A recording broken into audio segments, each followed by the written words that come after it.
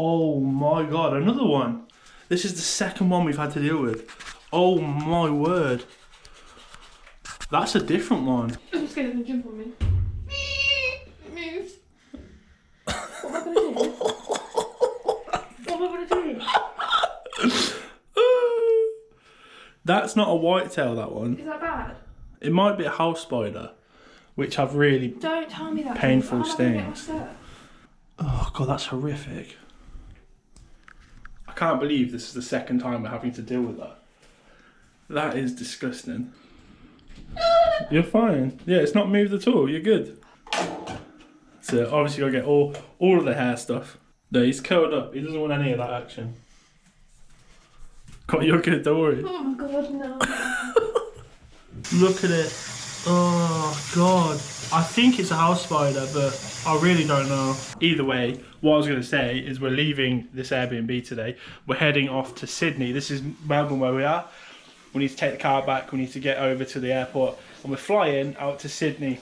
It's a nice 1.5 hour flight, but what a great start to the video. Another spider. That's the second spider we've had to deal with. The first one was a white-tailed spider. We got it up above the aircon unit.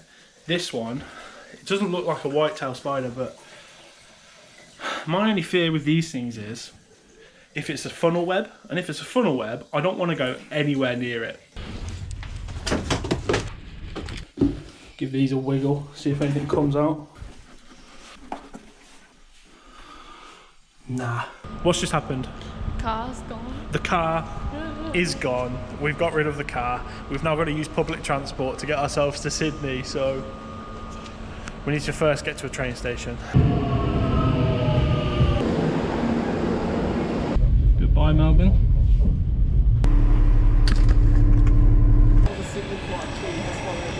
Just got through security. They pulled my bag away. I've got it, like, there's no worries, but it's just that heart-sinking moment when you think you've done something wrong or something's gone wrong or something, and I was like, oh my god, please no. And it was quite scary because they didn't say anything for a while, and then the guy was like, oh yeah, you're all good, bro. I was like, why did you do this to me? Alright, here's our plane.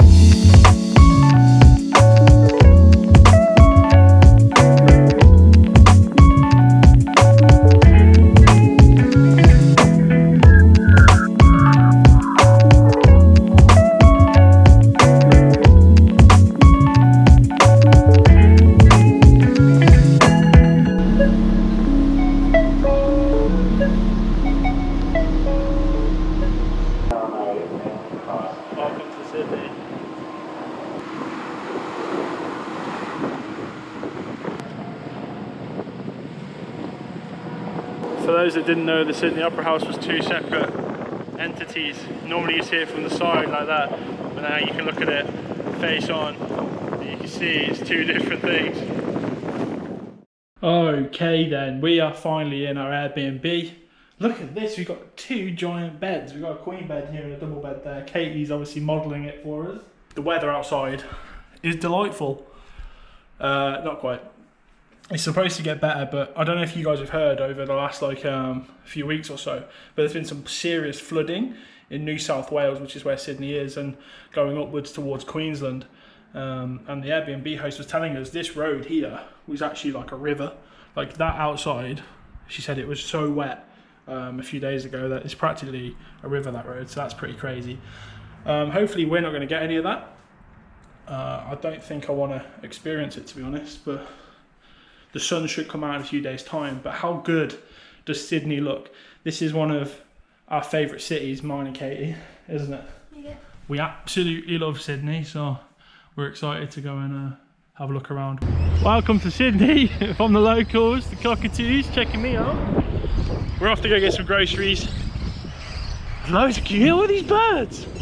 They're all lorikeets up there. All these lorikeets in the trees. That's what I love about Australia, right? Is how many birds there are. Like cockatoos just there, lorikeets in the trees. At night as well, you're gonna get possums all over this place. I just think it's wicked. I really enjoy it. It's a new dawn. It's a new day. It's a new life. Okay. And I'm feeling good. She ruined it, whatever. We're in Sydney, in the centre somewhere. We're at a bus station stop. We're going to a museum, Australian museum. Just gotta wait for the bus, he'll be here in a minute. And then we're straight into a museum, see what we've got. You excited? Mm-hmm. Kate picked this out, so if it's rubbish, it's her fault, right? It was supposed to be raining. Yeah, it's supposed to be raining, but it's actually alright. Well, I say it's alright, it's great. Oh, our bus is here, okay.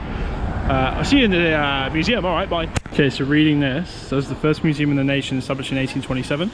The Australian Museum is now part of Australia's colonial history, and we acknowledge the wrongs done to the First Nations people. I'll stop it there, if you want to read it, carry on, but we've seen a lot of this recently, haven't we? We have. I think has definitely changed since we last came, whether it's like political or I don't know, but everywhere we've flown or gone to, they've acknowledged the Aboriginal people. Yeah. Wherever we've gone to. There's like so many different Aboriginal sort of cultures, like so many different people, I think they call it. Mm-hmm. And there's well over 1,000 languages in Australia, right, from the Aboriginals. When we were here 4 years ago, there was none of that. There was none of this like, oh, we acknowledge the people from like days gone before or whatever. So when we're back now, everywhere is saying it. Everywhere is saying like, we acknowledge the people. I'm just sort of wondering what's going on. What's happening? Although we probably won't get to go there this trip because it's obviously West Australia, but Perth, when we went to Rottnest Island, we were shocked at the lack of history of Rottnest Island because that's got mad history. Yeah. And since we've been, they've actually updated that and put signs up apparently. So something's definitely happened. They have. Anyway, thought we'd let you know. Shall we go and check out the museum? Let's go. Oh yeah. Hello. He's a big boy. He is. Oh. Okay. There's quite a lot of things. Should we go check them out? I'd knock it out, I reckon. Red-bellied black snake. We haven't seen any yet. We've seen a few of these though. These swamp wallabies. I don't think seen a redneck wallaby though. There's a red fox. And this, we saw one of these, didn't we? Yeah, we did. Massive. Absolutely colossal. Isn't it? They are really big, yeah. Got a couple of toucans as well. What do you think of the sloth bear? It's cute, right? Yeah, it's cute, isn't it? Got a thylacine, an actual thylacine. Look at the stripe on his back. And that in the back there is a skeleton. Look at it. It's just a taxidermed thylacine. I literally won't never tire of seeing them. I just think it's wicked. Just what an animal. Just really cool, isn't it? Being able to see it. And maybe they're still around, you know. Who knows? What do you think of the thylacine? It's smaller than I thought it was going to be. How big do you think it's going to be? Bigger than that. Okay, right, good. Like, I don't know. Like a German Shepherd or? Yeah, mine is bigger. Bigger, yeah. It's about fox size, isn't it? Yeah. Christ, this is actually so dark. What have you got here, Kate? Mummy. You got a mummy? Mm-hmm. Right in there, look. Ooh, got all the way up. There's a mummy. I think that's the first one I've ever seen. Is that the first one you've seen? Mm. Interested? I find it so weird. Why? Because it's just a body, and we're all like, look at it. Yeah. Yeah, there's someone's body in that from like 2,800 years ago. Yeah. It's crazy to think about, isn't it? Just a dead person. Cool. Yeah, it is strange. I'm not taking the piss. It is strange. There's loads of different stuff in here. There's so much to put in a vlog. It's actually crazy. Quite a lot of different things in this one. So we've got a big kangaroo there, but this thing right here, that's a lyrebird. We've done an animal anomalies on that. I've got to edit it yet though, so it might take ages. But one thing that really did intrigue me is that there is a thylacine pup in like a glass container. So that's an unborn, well, is it unborn? It might be one, just a dead one though. Thylacine baby, a little Joey, unfortunately. Just in that glass jar. It says on the thing down here, this is the body of a Tasmanian tiger pup. It was sent to the museum in 1866, so that is really old. There was only a handful of such specimens in collections worldwide, with this female being the most developed. The distinctive body stripes, such as a characteristic feature of this marsupial, are clearly visible. I can't see it from here, but I'll take their word for it. But you can see the face, look at that. That's so strange. It's such a privilege to be able to see it, to be fair. But I can't wait to get over to Tasmania to actually have a fully look at the Tasmanian Museum as well. But just in Sydney here, being able to see that, it's wicked. Those things there are called Lord Howe stick insects. They were thought to be extinct for a long time, and then they were found again on the island in 2001. Basically, they were decimated by rats on the island, and it says down here there's now a breeding what's the word? Breeding program to get these back onto the island when rats are eradicated from the island. Sounds like quite a mission trying to get rats off an island, but really cool to see that as well. This here is a blue-winged kookaburra, as you can see from the name. You can find these in Queensland. We're going there soon. Excited? Maybe see them? Excited, yeah. It'd be cool to see them. This is basically the one you all know of. This is the laughing kookaburra, and that's the blue winged. And as you can tell, quite a big difference. Blue wings, no blue wings. Although these do have a little stripe down the sides of blue. But I think it'd be really cool to see a blue winged kookaburra when we go up north a little bit. And all some of these kingfishers actually, like the sacred one there, he looks wicked. The azure kingfisher looks wicked. This white-tailed kingfisher looks wicked, although its range is tiny. And this rainbow bird. And a pink robin. And the pink robin, but that's down this way. So we've got this one here. We've got the red cap robin. We've got the flame robin. And then we've got that rose robin right there. Any of those, if we can film, would be wicked. Jesus.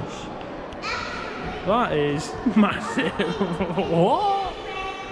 That is crazy. I think that's the T-Rex, that one. Which, I mean, would be terrifying if that came running at you. But look at the size of that compared to it. That's a platypus. Clever girl. You have to guess what this is. Kate, come here for a size reference. Come here quick. Come here quick. It's very quick. Okay, so there you go. So how big would you say that is? Like a tiger. Like a tiger. Like tiger sized. You got 5 seconds to guess what this is. Ready? 5, 4, 3, 2, 1.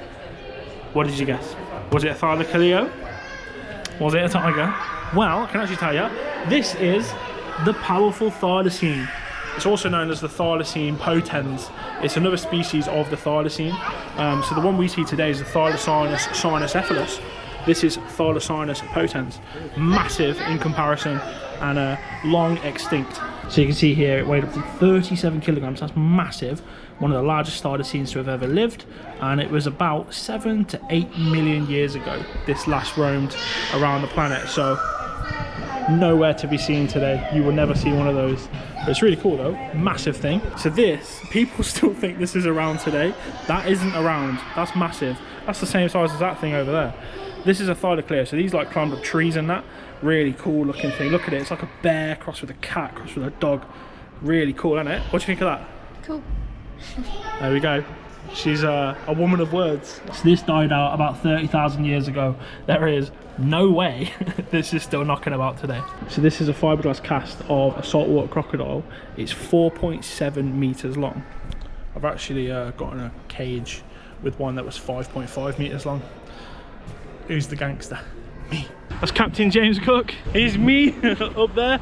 Less hated in Australia though, although depends which group you talk to. That thing, not Papush, that thing right there is the Sydney Tower. I get a great view from there. We won't go there today because it's not the best looking day. The rain stopped, which is beautiful, but Sydney's hustling and bustling.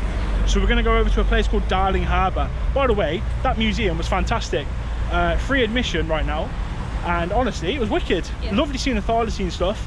I can't show every single bit of it, but there was a really good bit about the Aboriginal people as well. Thoroughly recommend it. If you're in Sydney, go there, go and have a look. It's been refurbed.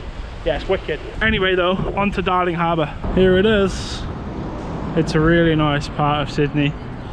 A bit quieter than Circular Quay where the Opera House and Harbour Bridge is, but still bustling enough to have a lot going about it and stuff. Nice.